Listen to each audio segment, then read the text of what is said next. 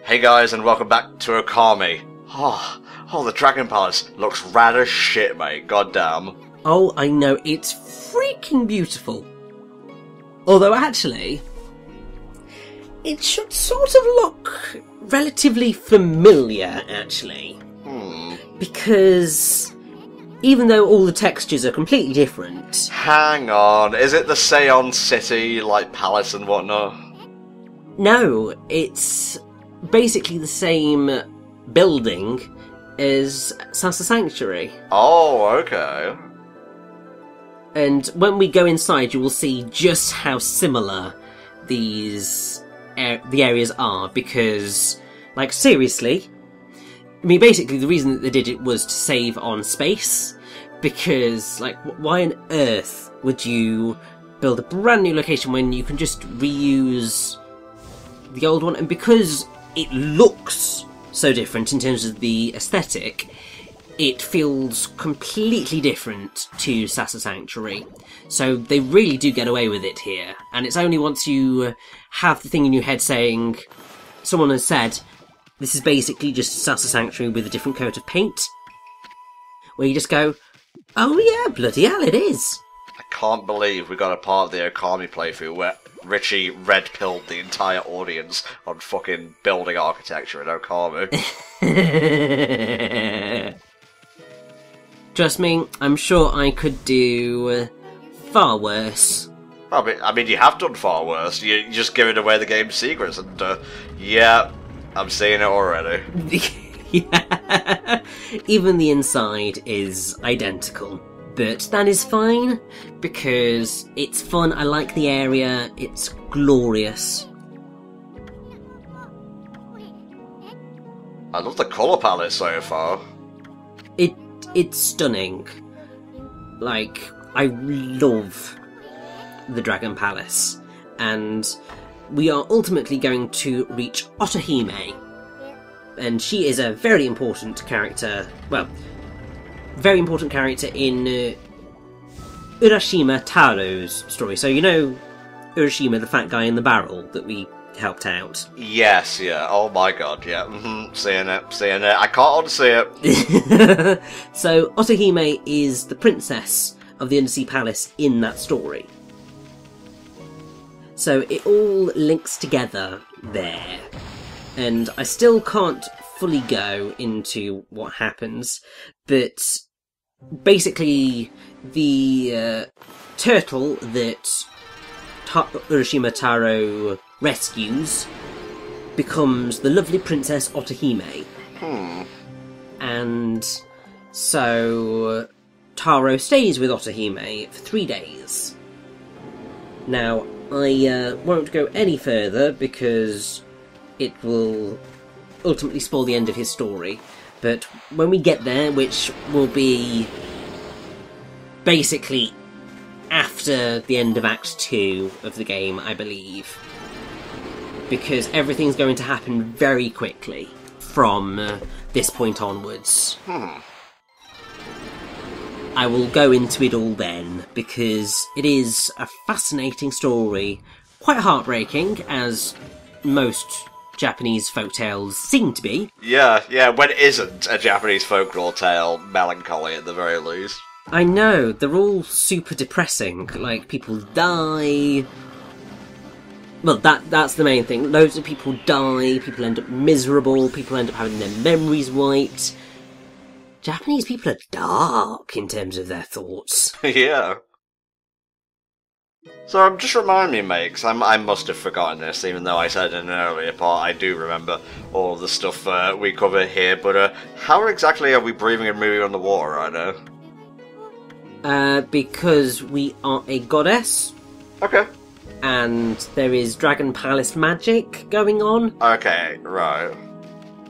Yeah, I think there's like a little air bubble pocket around the Dragon Palace. It's not major because obviously there's little bubbles floating up everywhere, but it's magic. Well, I wasn't trying to nitpick the game, I just, like, literally forgot whether we got an item earlier that let us do this. No, I mean, this is the only point in the game where we are ever going to be underwater. and I mean that's fine by me. But it's still quite fun.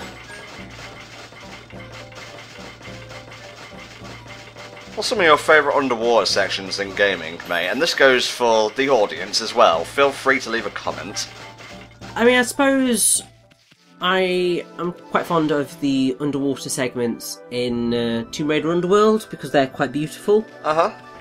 And actually quite fun to play through, to be fair. You've also got... I mean, Mario underwater levels in 3D games tend to be relatively fun as well. Yeah, for sure. More so the ones in the Galaxy games where you get the shells, they're the most fun. The ones where you just have to swim normally are a bit slow. I would say whenever you get to play as Zora Link in Majora's Mask, but I know that maybe the original, not the 3DS one? The original one, because I've only played the 3DS one, and while it was fun, I know that people really, really, really loved the original version of how that worked. I don't know what they did, but I know that people were very unimpressed with his swimming mechanics in the 3DS version, which is a shame. I think it's just to do with the slide pad, honestly. And I would go into, like, Ocarina of Time 3D versus Majora's Mask 3D, but we have come to plot now, so sadly I must put the tangents aside and pay attention. Indeed, and I would certainly recommend paying some attention to this, because this is Otohime, and she is the queen of the Dragonians. And obviously, pretty lady, therefore Isun's just gone, oh! Ah, yeah. I'm there. And it's just like, Isun, put it back in your pants, get on with what's happening in the story. Nobody cares about your bloody Denkamaru. Oh, it's fucking speck of dust anyway, who cares? But yes, we are finally going to hear what happened to the water dragon. Lore, I can dig it. Lots and lots of luscious lore.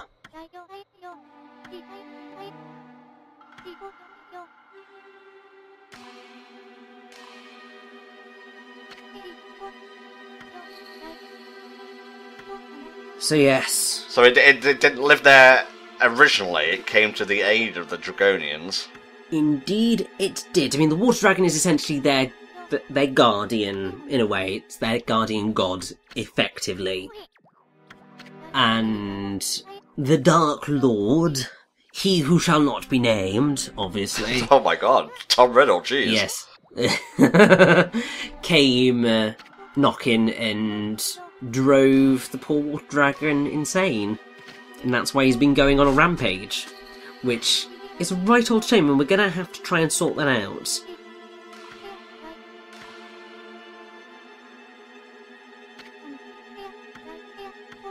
What slightly confused me here is that you have to keep talking to Otohime to get her to go through everything, but she ends up repeating stuff a lot. I don't quite know why this happens.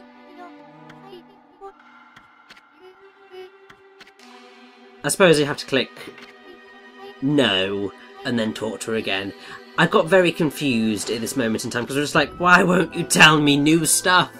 I know I need to continue talking to you. But yeah, basically saying, no, don't want to listen to you again, means that Isun just goes, yep, no, sorted.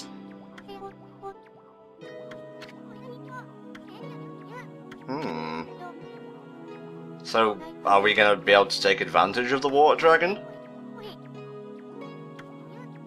Maybe? Oh, that pause gives the game away, mate. I've told you about this. Well, yes, but what you're thinking, what's actually going to happen, are two very, very different things. Oh, I want to ride him like a Lapras. Although I suppose a Gyarados would be the more apt comparison. I think so, yes.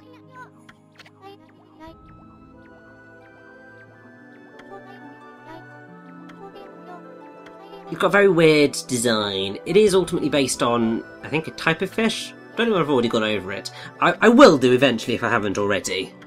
But It's a very weird dragon design, if you ask me. It's not what I'm fond of, but I'm very much more inclined to either the typical Japanese-Chinese dragon or the stereotypical Western dragon. Both of those two standard designs I am particularly fond of. But the one in this game, it doesn't really look like a dragon, and that's what makes me upset. But I suppose it's a water dragon, and therefore sea serpent makes sense. Wouldn't that be a worm, like WYRM? I suppose so, yeah, you could call it that.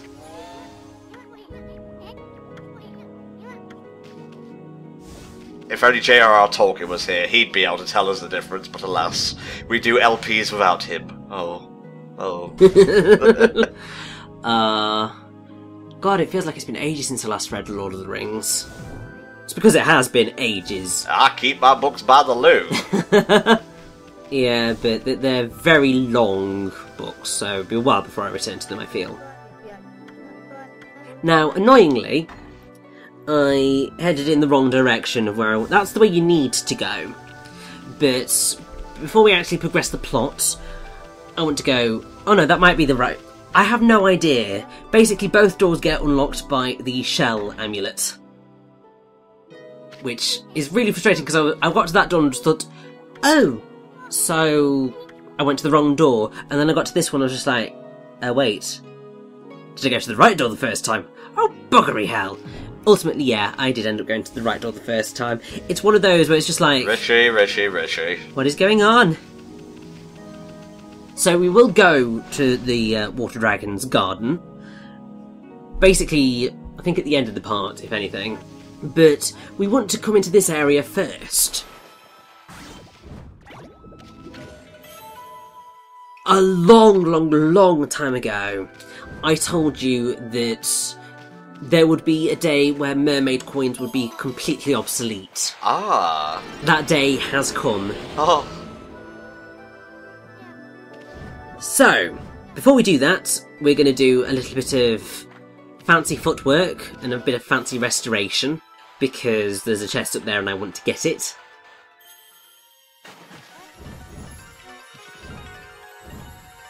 And then, I believe that we have another digging minigame. Nice. Which I believe is the final digging minigame in the game. Wait, hang on. How do water pits work in this version of the digging game? I don't know whether there... well, there must be some. It's magic. Yeah, magic, sure, why not? So yes, there's a dance troupe that are incredibly sexual, obviously, because they're all wearing clams over their boobs. Yes, I got that, Rich. And for some reason, there is a random fat one, because that's the joke, apparently. Yeah, that is the joke. What, you don't find it funny? Not particularly. I mean, have you seen that very recently, like the past couple of days, there was a marketing campaign for this new Snow White? Oh, yeah, I've heard of this, yeah. Mm-hmm. Yeah, which I remember seeing the trailer and thinking, that looks a bit rubbish. But they did a marketing campaign, which was basically, what if Snow White wasn't beautiful? And so you got stick-thin Snow White and overweight Snow White. Basically going, the thin one's beautiful, the fat one's ugly. Oh, of course, yeah. And it's just like, oh my god. Whoever thought that was a good idea really needs their head seeing too. Like, the world these days, we are very, how shall I put it? We tend to be quite PC with a lot of things. Not all of us. Let's not offend any of the anti-SJWs in the audience. That is true. But still, we are, as a general world, we are a lot more politically correct than we used to be, in general. I would say just more savvy and not susceptible to bullshit. You couldn't have said, like, oh, I don't know, what if Snow White wasn't thin? you know, I mean, that would be technically true and not insulting. Oh, really, Richie? You knocked that off the thing? I know. This is, I think, technically the biggest challenge that you're going to be facing in terms of the digging minigame, because you've got to climb all the way up, which is quite challenging in and of itself, because you've got to do some very precise jumping, and you've got to be destroying things, and you've only got, I think it's about 6 minutes to go up and get down, and yeah, this is quite the challenge. Does seem neat, you know, a nice little bit of platforming action. Yeah, and also it's nice because it's totally different to all of the other digging minigames that we've had. Yeah, no escort for a start. Because all of the others have just been going straight down, whereas this one has the unique qualities of we're doing a bit of climbing and then we're going back down, which I find to be quite refreshing, to be fair. It's just that this particular jump is a bit annoying, as you can probably figure. Yeah, that's very Mega Man trying to jump from the edge of a platform sort of precise. Yeah, but it's all good. Although I have to say, I was sat here just going, oh my god, I don't have that much ink left, and then ended up with no ink and had to wait, because you can't use Holy Eagle unless you have Army's God powers, which is not helpful at all.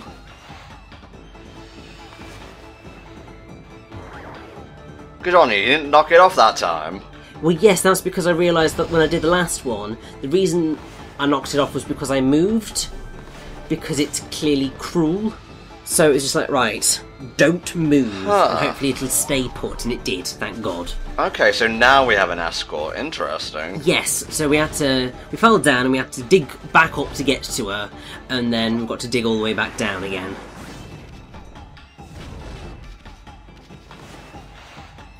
So, basically the trip down is a lot easier than all the others. The challenge is that dig up, basically. No dig up, stupid! Oh my god, it actually happened!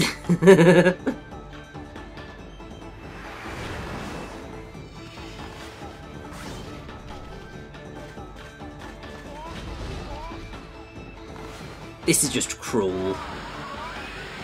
But it's all fine, because I believe that we're pretty much nearly there. Although that was just like, no!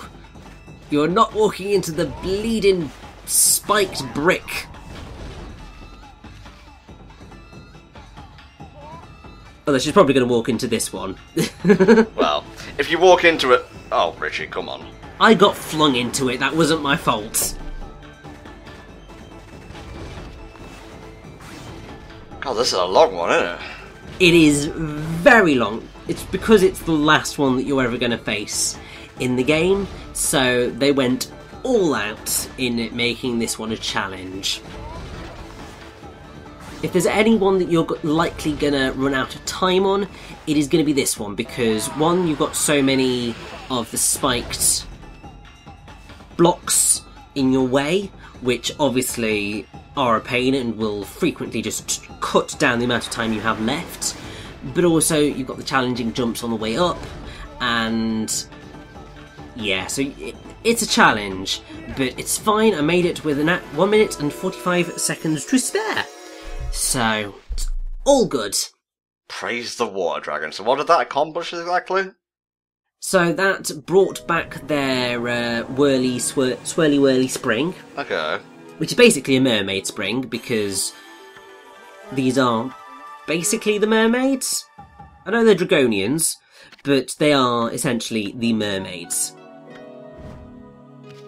But the swirly whirly spring isn't swirly whirly-ing. So we've got to make it swirly whirly. Alright, get that gale storm out. Exactamo.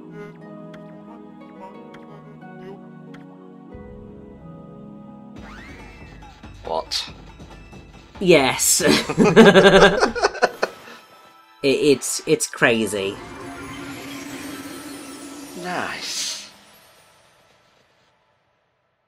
In doing that, we have an upgrade to water spouts. And what it does is it allows us to go to any mermaid spring, and as long as we use this brush technique, we will be able to go to any mermaid spring without the need of using a mermaid coin, and it is called Fountain.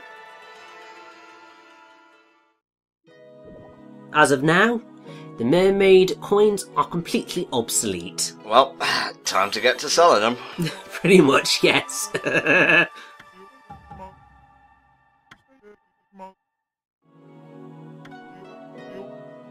And yes, basically the dancers here go to the land to have a little bit of fun, aka a little bit of hanky-panky with the blokes. Right. If that wasn't already obvious. Well, you know, I didn't want to make assumptions based on their clothing and ways of life, but, you know, what if Snow White was fat? You know?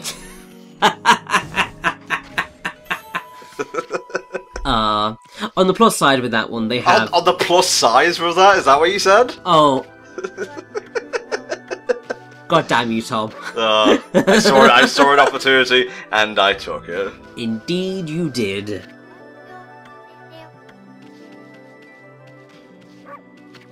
And, I better pick up that clam. Good. I would have hated myself had I not. Oh look, in a room of ladies, you got some clam. How about that? Tom. Just stop. Stop right now, thank you very much. Anyway. I know what you were referencing there, we're not talking about that. Anyway, here is the Water Dragon's garden. We are going to get a few chests, well, a few clams, and then we're going to see what awaits us down that hole. May not be quite what you're expecting. And I think I already know what it is, because I have seen the thumbnail for the next part. Yeah, it is kind of a dead giveaway about what's to happen. Alright, here we go. Jesus. Yep, there is the big gaping maw of the water dragon.